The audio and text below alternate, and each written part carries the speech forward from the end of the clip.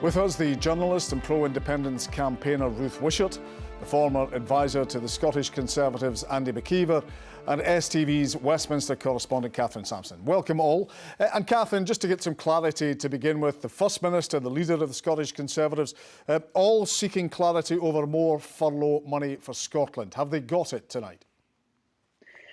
Well, I mean, yes and no. It's been an extraordinarily confusing day today. It really has.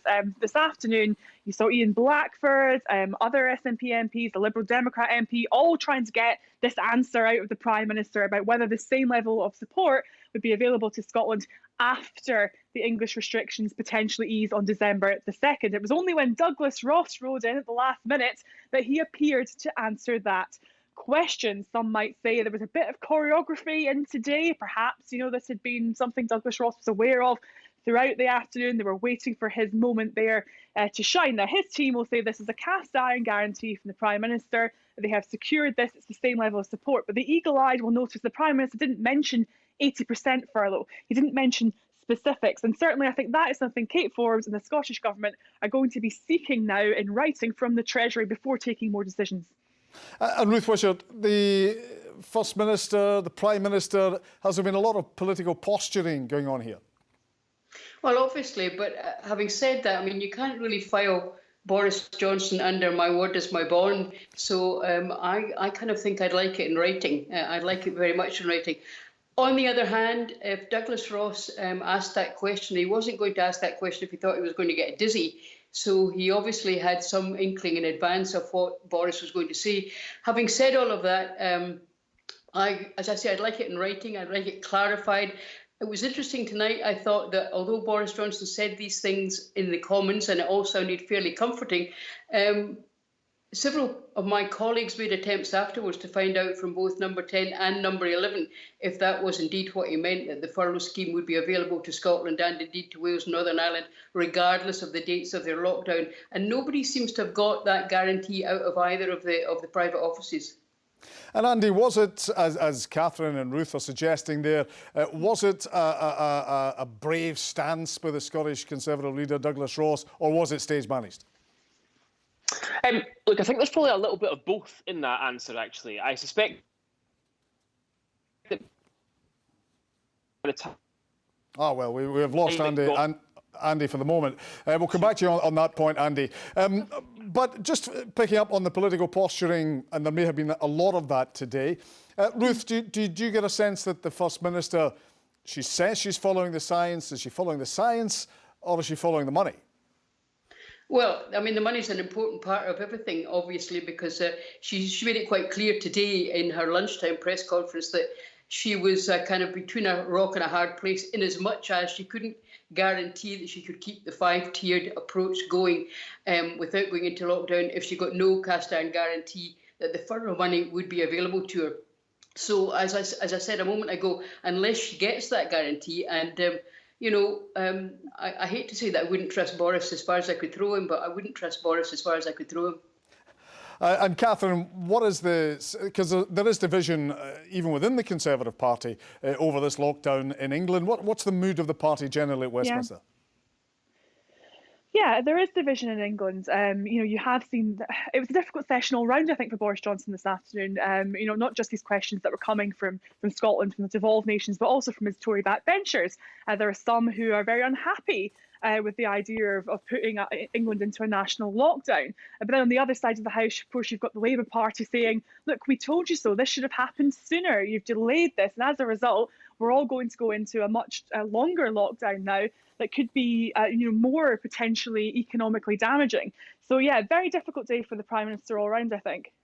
And Andy, you're back with us, and you were touching on the point of whether Douglas Ross had been taking a stance against the Prime Minister or whether it had been stage managed. Yeah, I was in the middle of such a great answer as well, John. I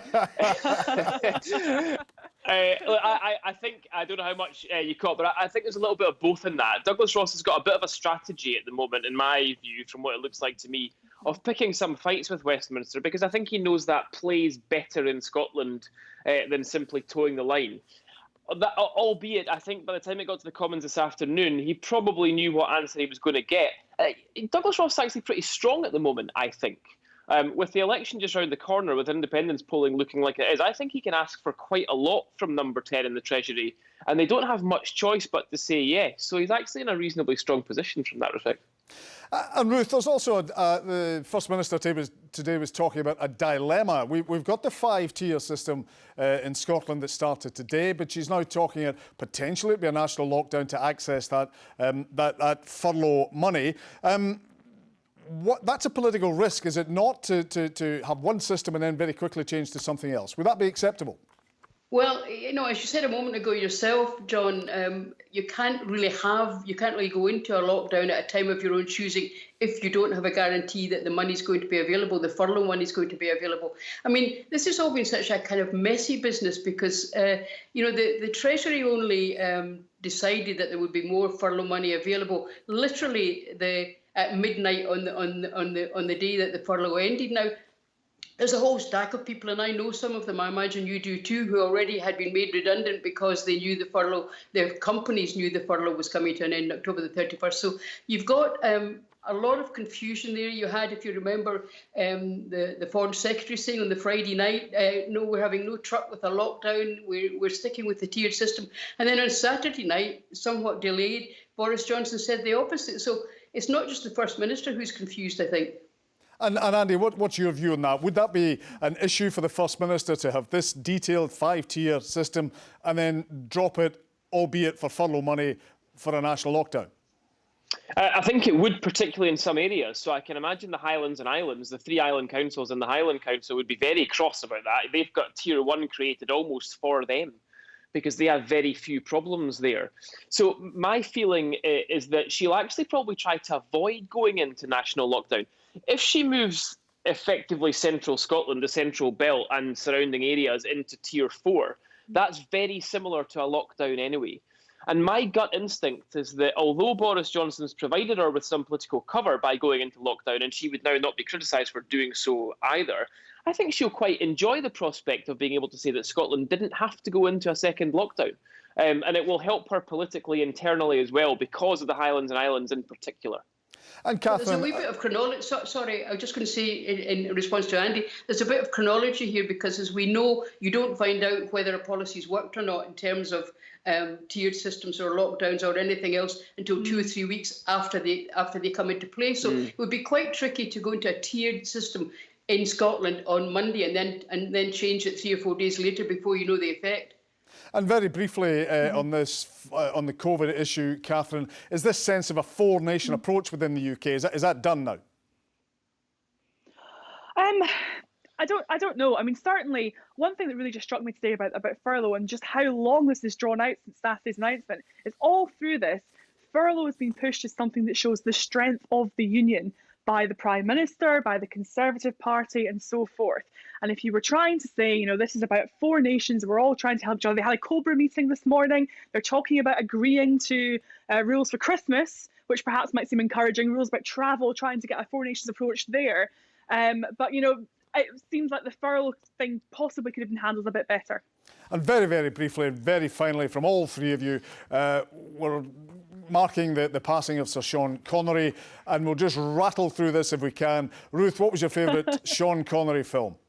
Well, actually, it wasn't a Bond film, it was Marnie, because I thought it was the role in Marnie. It was a Hitchcock film, and his role was much less two-dimensional in that. And Catherine, what was yours?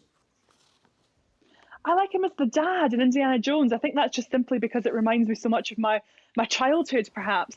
I think that was like just a part I associate with that time growing up. And I love the fact that he was coincidentally Scottish, Indiana Jones' dad, before I knew that Sean Connery basically got to play Sean Connery in any role he was in.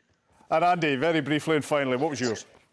I'm going for The Untouchables, where he played an Irishman called Jim Malone. Now, the official reason for this is that I'm too young to remember his Bond films. The unofficial reason is that I have a bit of a liking for Kevin Costner films, I have to say. So there we are. OK, well, thank you all for joining us in the Monday night panel this week. No mention of Bond and no mention of Darby O'Gill and the Little People. What a surprise.